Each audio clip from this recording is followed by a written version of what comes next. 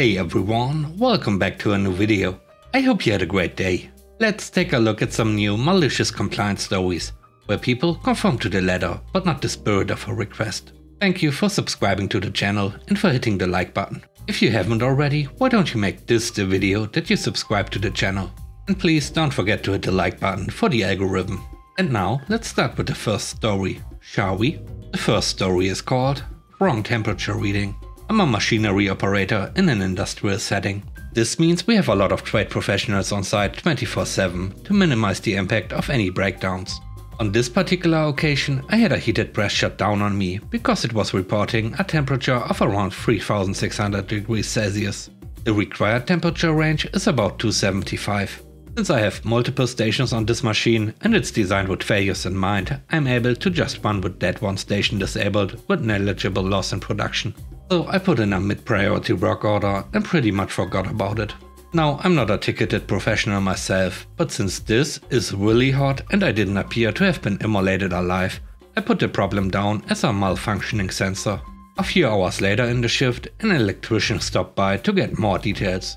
I'm a bit of a curious person, so in the interim I had looked up the melting point of steel, which is what the actual contact surface of my press is. Depending on specifics, it's around 1500. The boiling point is around 2900. I expected this information to be for personal amusement only. I was wrong. I described the problem to the electrician and showed him my reading, alongside all the other stations which were normal. Obviously, I informed him that a reading in the 3000s was not possible, but he disagreed and told me, maybe that's the temperature. Fair enough, I had to look it up myself, so I'm not going to fault him for not immediately realizing this reading was nonsensical.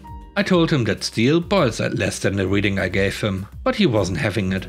He insisted that I put in a work order parallel for the engineers. Officially, this just means the diagnosis was not immediately clear to the operator. It creates a second tag with an alternate explanation, so that when one tradesman closes the tag, the alternates are closed automatically. Unofficially, it would act as a black mark on my records, essentially telling the entire maintenance crew that I don't know my machines and don't know what I'm doing. This would result in more people questioning my judgments in the future. I don't have a lot of those, so I was already pretty annoyed that he was trying to push me around over this. But I can see from his point of view it would seem reasonable to assume that a random person just happening to know the state change temperature of metals is hard to believe. So I was still resolved to remain reasonable. I went to the supervisor instead. I told him the situation, expecting him to just tell the electrician I'm in the right and to go have a look at the sensor during our next breakdown or scheduled halt. Instead, he just told me to come up with an alternate perspective diagnosis and put in the WOP. Notably, he didn't actually specify engineer as the electrician had. I should note here too that the supervisor in question is an experienced welder, meaning he should know full well how ludicrous the demand was. Well, cue malicious compliance. Since this wasn't an urgent issue at any rate, I decided to take my time with the new work order. I reached out to a manager to get the procedures for a work order that requires out-of-house services and government agencies. Waiting for those details meant I would be taking this home and finishing it up on my own time, but at this point I was invested. I actually went through drafts on this thing, but the finished product was a masterpiece of crap. Since 3600 degrees would have sublimated my entire machine, I worked under the assumption that my lungs had been coated with various aerosolized metals. I explained that all the events since encountering the reading must therefore be hallucinations brought on by my failing brain, as I succumbed to certain death. I made a point to detail how grateful I was that the delusion had apparently isolated me from the mind-melting agony my body must be in. I summarized my last will and testament, in the vague hope that in my dying utterances it might actually be communicated to somebody still alive in reality. I recommended immediate contact with Environment Canada for disaster cleanup. I requested a specific funeral home, but specified that I did not wish to be cremated. I also made a point to mention by name the two people who had graciously informed me that my equipment could be expected to function normally in the temperature range of a sunspot. These work orders are the size of a postcard, and the actual request part is typically 4 to 15 words. I handed this in with 3 sheets of foolscap stapled to it. If it had actually been processed, it would have created a mountain of paperwork. I can't imagine Environment Canada reacting well to receiving a major disaster notification followed by, actually sorry, never mind. one of our employees is being a jerk. Predictably, I was hauled in to speak with management before noon that day to explain myself. I did receive a write-up, which I refused to sign, and demanded a union rep on hand, since I had no way to follow my orders without being ridiculous. They declined to bring one in, so that should be the end of that. The faulty sensor had been replaced by the time I got back to my machine. The next story is called Just Open the Window. So to begin with, this happened several years ago. I was 18, just moved into the dorms at my university and met my roommate. Let's call her May. She had a very petty mean girl personality, but honestly I've never been bothered by stuff like that. She was a germaphobe, so she didn't mind cleaning our shared shower and bathroom after using it. Since I even let her use my microwave and mini fridge, we got along. Our dorms were divided into pods, with each pod having 2 bedrooms and a bath in each room, fitting 2 people. Well, May happened to know the girl in the other pod, Danielle. Danielle's roommate never showed up, so May moved over there. And boom, my very own room. The issue started in late October when the temperatures dropped regularly. I'm a very warm-bodied person. I get hot easily, and my ideal room temperature is around 65 degrees, doable in the winter. In the summer, I obviously hover more at 73 degrees because AC is too expensive. Either May or Danielle liked the hot room, so our shared thermostat set at 78 regularly and I was always sweaty and miserable. I tried turning it down to 70, but they got angry and reported me for harassment, which went nowhere, but still.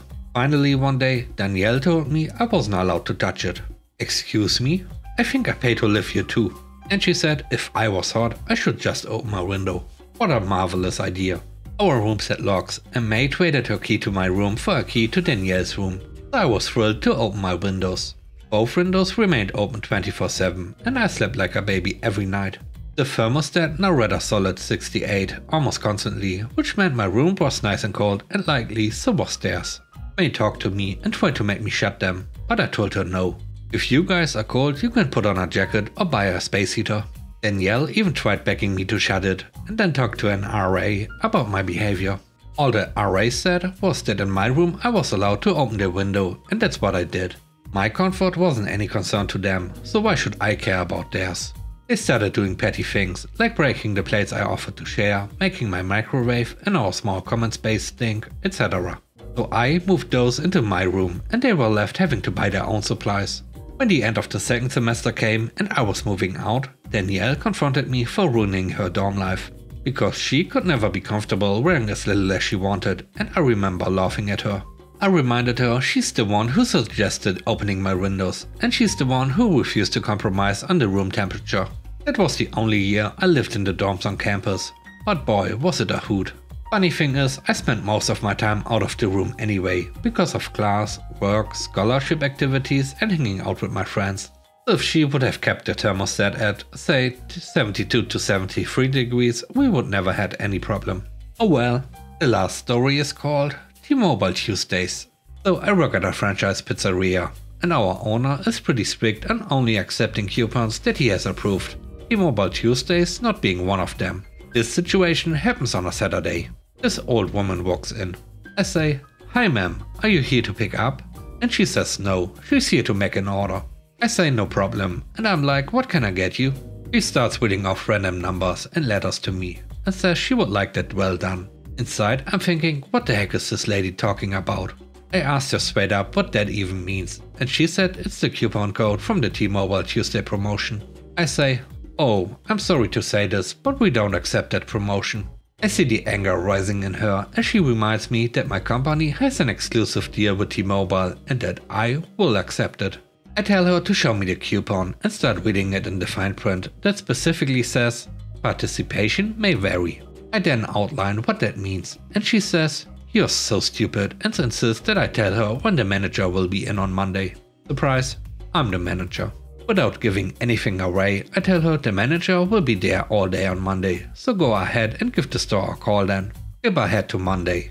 I get a call and it's her, explaining that my employee is very rude and the customer is always right and should accept any coupon the customer presents. I refute this by telling her the policy, and she starts getting angry and telling me I'm wrong. She starts calling me names. So I set up the finale and end with a subtle, "Well ma'am, we are not accepting those coupons."